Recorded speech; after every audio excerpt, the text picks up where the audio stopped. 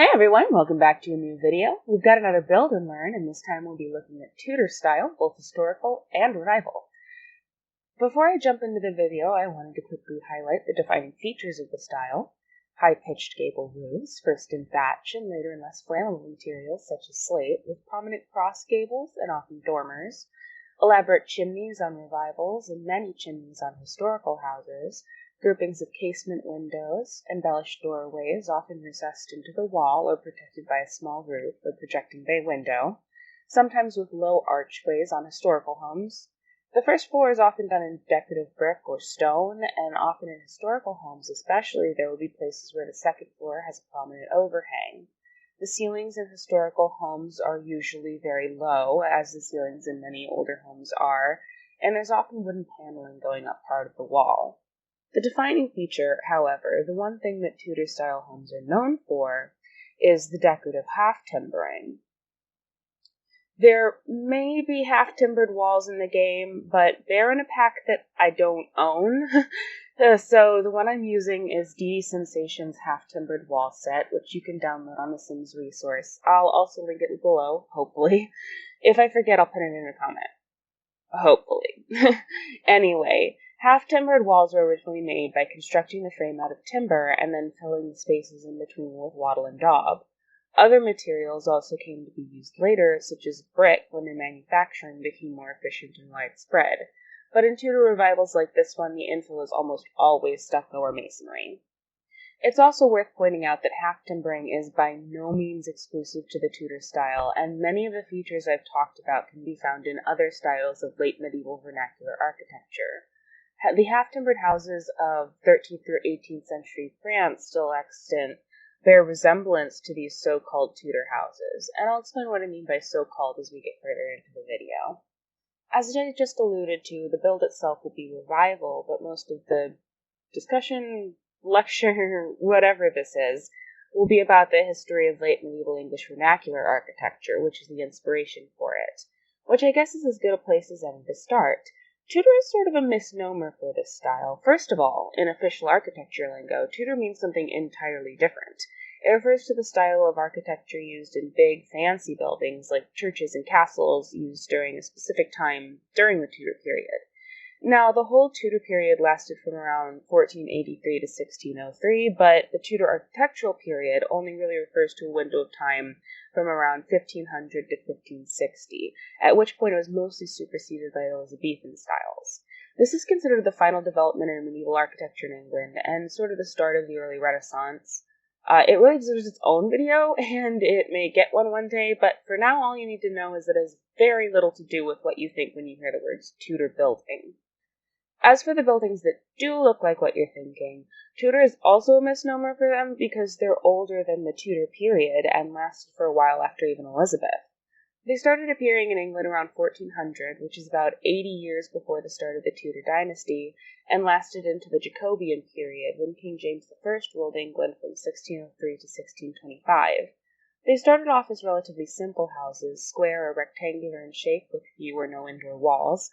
This was because the fire would be situated in the middle of the house, with a hole in the roof above to vent out the smoke. It wasn't very effective, however, and smoke would build up in the house. But this all changed with a very important invention that would become a defining feature of Tudor and Tudor Revival homes and give rise to the house as we know it in modern times. Now, the period during which these homes were being built also coincided with the Age of Discovery, which was really the first phase of the Age of Imperialism. New wealth and goods were being brought in from faraway lands that were being contacted by Europe for the first time, and goods were becoming increasingly cheap for the aristocracy and wealthy commoners on the back of enslaved and serfed labor. This was creating not the middle class per se. This was still pre-capitalist times, so the class system was very different than it is today, and things don't exactly track one-to-one. But there was increasingly a middle level of society. Commoners with large amounts of wealth, from rich merchants to yeoman farmers and others, and while these people generally weren't billed as castle rich, they did want to show off their wealth in a variety of ways, especially when it came to the construction of their homes. Thus enters the chimney, an invention that would shape how we think about houses for common people. Now, chimneys had actually started appearing in England around 300 years before their widespread adoption in the 1200s. The earliest still existing example being in Conisbrough Castle in Yorkshire from 1185. But these chimneys were very large and generally attached to one closed-off heated room, probably the kitchen, mostly in large dwellings like those for the aristocracy. It wasn't until the late medieval period, going into the Age of Discovery in the 16th and 17th centuries, that some of the common folk, the middling sort, would gain access to enough wealth through the exploitation of distant peoples to afford their own chimneys, and once they started installing them, they went all in. You see, going back to early, what I'm going to call vernacular Tudor, because vernacular architecture is the technical term for buildings built without an architect, such as most houses, and Tudor is just a good shorthand that we all recognize and associate with this type of house. But going back to the earliest of these houses, as I said, they were often full of smoke from these central fires vented through nothing but a hole in the roof. But once the wealthy began to install chimneys in their houses, they discovered how much it could improve their quality of life to have the smoke drawn out of the home. And of course, they loved having warm rooms, and a smaller space is easier to heat than a larger one. So the first time in Britain, and in many other places where the chimney was being widely adopted, houses could have sectioned off rooms, each heated by their own fireplace, which is why vernacular Tudor homes, both historical and revival, will often have many chimneys, and why in revival especially these chimneys will often be very decorative and a prominent part of the visual interest of the home. This allowed for the kind of floor pans we see in houses today, with rooms sectioned off for privacy. Before, everyone would sleep in the same room, because there's effectively only one room in the house. Now, there could be multiple rooms, each with their own use, as well as second floors. This was also when kitchens in common homes started to separate from the rest of the house, since cooking was no longer tethered to that central fire. And while you're separating your kitchen, why should you have to eat where you cook? So in comes the dining room. And each would have their own chimney more often than not. The problem was, they didn't really know how chimneys worked at the time. At least, most of the people building them onto these middle-class homes didn't. And there were all sorts of problems with these chimneys that made them a huge fire hazard. Some were made out of timber and wattle, so dirt, and when you would light your fire, it would catch the timber at the back of the chimney on fire. And it wouldn't burn quickly, because most of the timber they'd used to build was treated in some way, like with pitch, so it would smolder for hours without you even knowing, crawling up the chimney until it caught the roof. They also didn't know how big the fireplace had to be in relation to the chimney. You see, the opening at the bottom, the fireplace itself, has to be no more than 10 times the size of the narrowest part of the flue that draws the smoke upward. If you get these dimensions wrong, it can blow smoke back into the room instead of drawing it out, or worse, the smoke can get stuck in the chimney. And in scientific terms, smoke is just unburnt fuel, and pretty highly combustible fuel at that. And when it would reach an ignition point, all of the smoke trapped in the chimney, you could get flame shooting straight up out of the top. And at this point, many roofs were thatched, so when the chimneys would do this, they'd catch fire, and sometimes whole towns would go up in flames. Stratford-upon-Avon, where Shakespeare was born, actually had 2 fires back-to-back, like a year apart. The first one destroyed one half of the town, and then, only a year later, another one came in and destroyed the other half. This is because the houses are mostly made out of materials that catch fire very easily. They catch quickly, and it's easy for the fire to spread from house to house. The flip side of this is that the materials burn slowly, like the timber in the chimney, so people usually had a chance to get out of the house before it was too late. The problem was chimneys, though, again. Early brick and mortar just couldn't handle the temperatures at which coal and wood were being burned in them. The mortar would expand, the bricks would fall out, and the chimney would collapse, and with it, sometimes, the rest of the house. So with all these problems early chimneys had, towns started drawing up some of the first health and safety laws for chimneys. Things like what you can build your roof with, what you can build your chimney with, how you manufacture the bricks, how often you clean it, and fines for violating any of these laws. So you could say that in a lot of ways, the chimney created the modern house. If we had somehow jumped straight from central fires to central heating and air, we'd probably still sleep in the same room, put our ovens in the middle of our house, have little sense of personal space or privacy, and imagine living in one big one-room house in 2020 with your whole family or your roommates or something, and your kitchen is just in the middle of your house. Talk about your open floor plan. Now, during the Jacobean period, we start to move away from these houses, as wealth in Europe continues to increase and the middle class begins to build more lavish country estates, while the poor increasingly move into the cities. However, there were also some changes in more simple houses. If you've ever seen an early American salt box or first period house like they have in places like Salem, then you've seen houses built in the style of the times. You have to remember that the early settlers were English common folk, and they had to build their first homes very quickly before winter set in.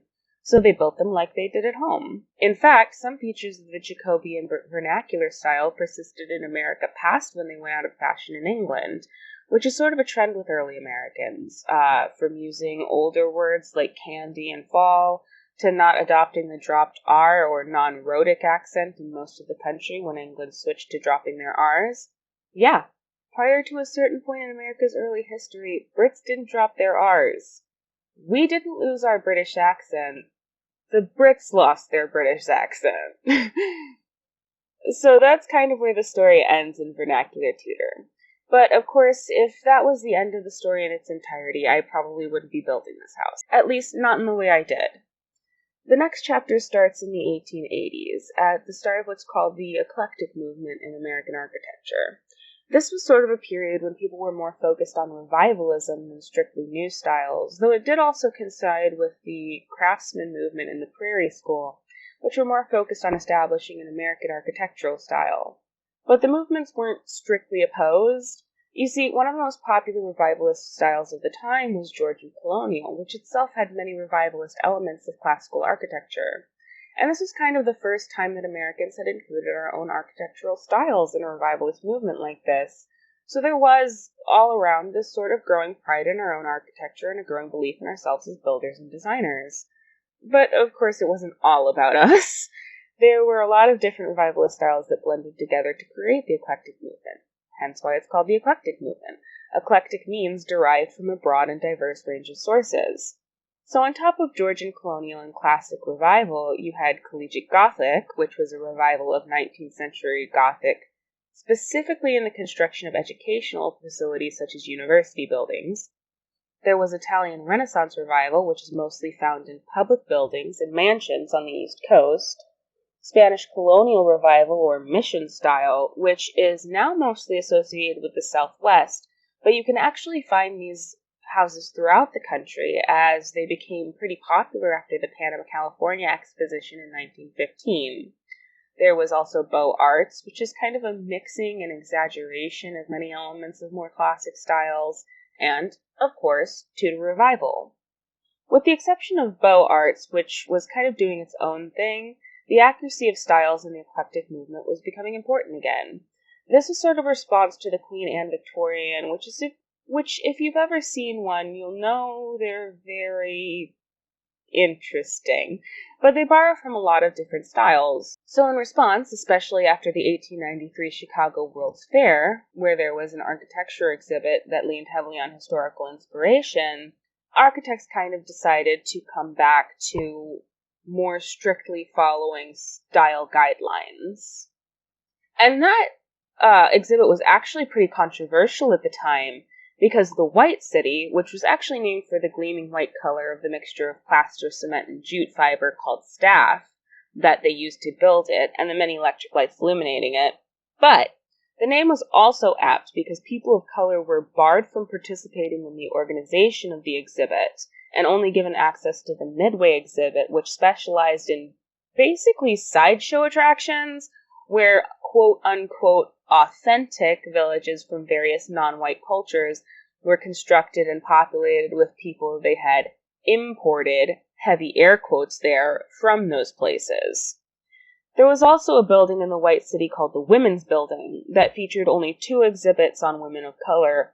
One, called Afro-American, was put in a distant corner of the building, and the other was a ridiculously offensive exhibit called, I kid you not, Women's Work in Savagery, which included things like baskets, weaving, and art from non-white cultures that were produced by living women of color, but that were depicted as relics of the past embodying, quote, the work of white women's own distant evolutionary foremothers. This didn't go unnoticed or uncommented on, however. As long as there has been racism, there has been anti-racism. Civil rights leaders Ida B. Wells, Frederick Douglass, Irvin Garland Penn, and Ferdinand Lee Barnett wrote and circulated a pamphlet called The Reason Why the Colored American is Not in the World's Columbian Exposition. And they distributed it at the fair, which argued that the organizers had deliberately left out African Americans to shame them. Their words. They received responses from the delegations of England, Germany, France, Russia, and India. But yeah, this exhibit was highly influential on architectural style going forward, because the exhibit had not only featured neoclassical styles prominently, but styles from around the world that were rooted in historical building techniques. So people got more interested in how houses used to be built and how they could adapt those styles to modern techniques and materials. Among these, of course, was this late medieval style of English architecture we all know and love exactly because of this revivalist movement.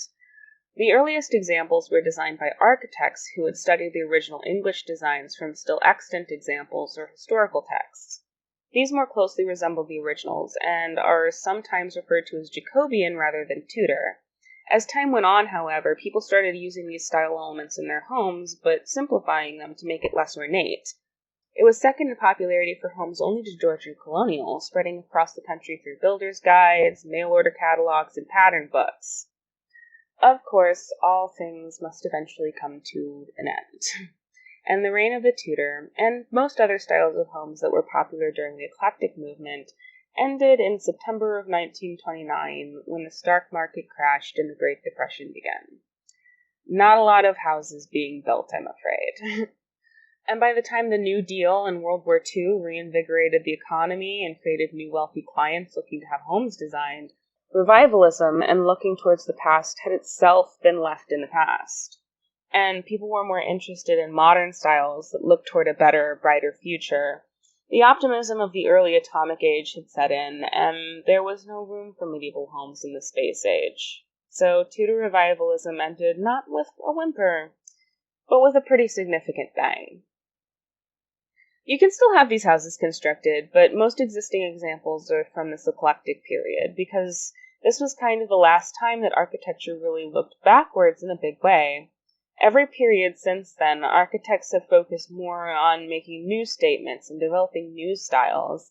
Homes for all but the very wealthy also started to become cookie-cutter in the post-war period, as the return of the soldiers from World War II, the GI Bill, and the baby boom necessitated that homes be built very quickly and systematically.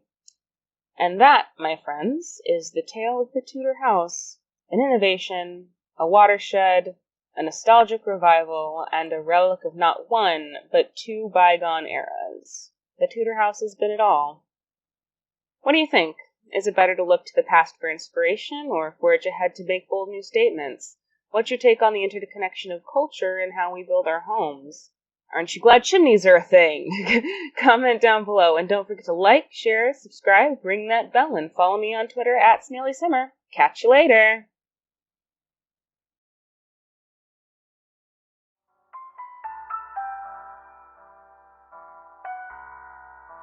Godlow on the track.